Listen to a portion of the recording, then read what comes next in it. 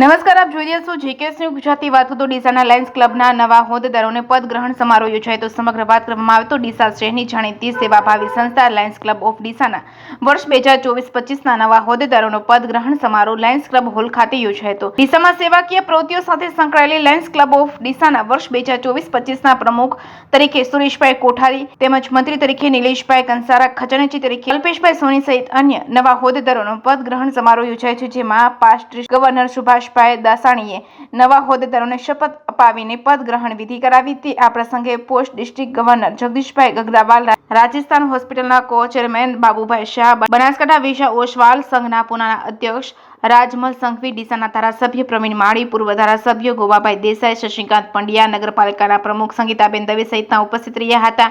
આ પ્રસંગે લાયન્સ ક્લબના વર્તમાન પ્રમુખ મનીષભાઈ શાહ અને રમેશભાઈ માળીએ ક્લબની સેવાકીય પ્રવૃત્તિઓનો ચિતાર રજૂ કર્યો છે. નવા હોદ્દેદારોએ પદ ગ્રહણ કરી આગામી સમયમાં પ્રોજેક્ટ પર ફોકસ કર્યું હતું. જીકેએસ ન્યૂઝ ગુજરાતી સાથે ભરત ઠક્કર, ડીસા.